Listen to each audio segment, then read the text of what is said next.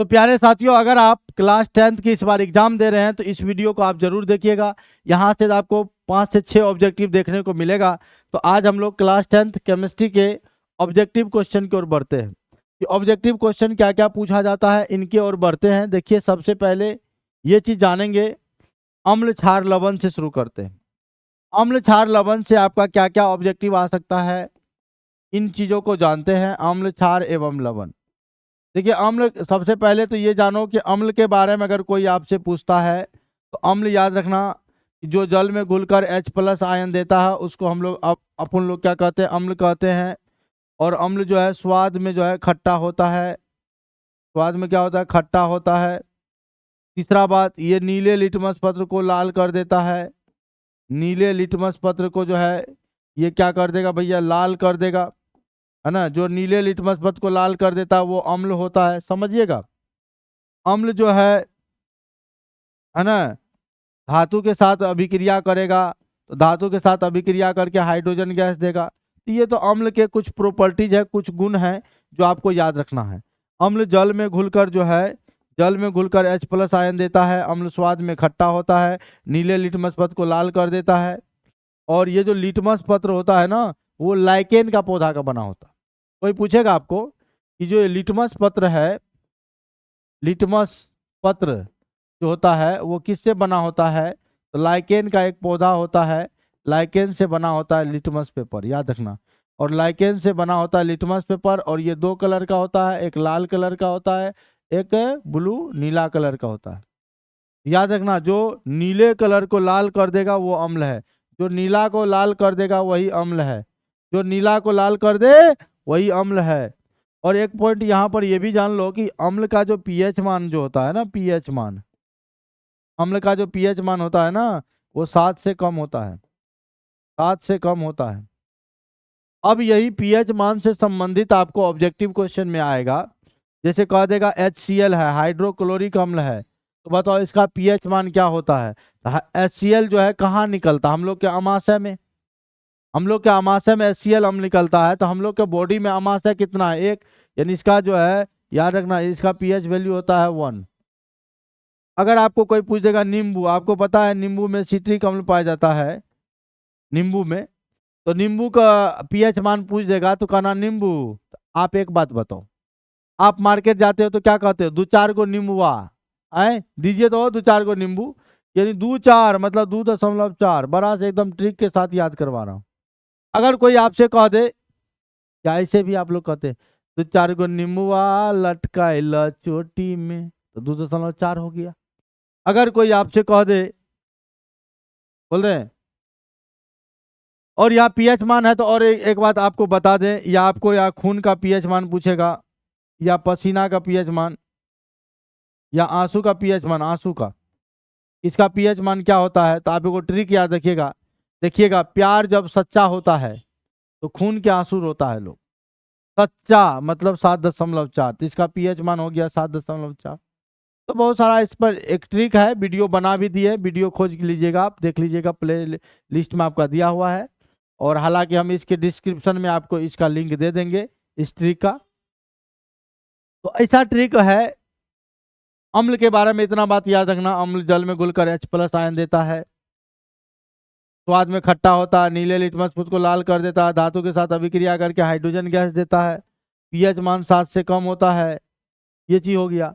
ठीक उसी प्रकार क्षार के बारे में आपसे कोई पूछेगा, या एग्जाम में आपके पूछे जाएंगे क्षार के बारे में, तो क्षार जल में घुलकर हाइड्रोक्साइड आयन देता है। क्षार जो है स्वाद में कड़वा होता है।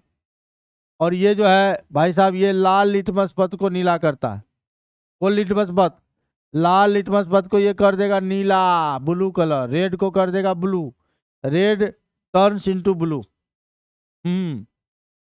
उसके बाद जिसमें OH लगा रहता है वो हमारा क्षार होता है, यानी OH के OH ये हमारा क्षार है। इन बात को याद रखेंगे। क्षार का जो पीएच मान होता है वो 7 से अधिक होता है, 7 से अधिक होता है।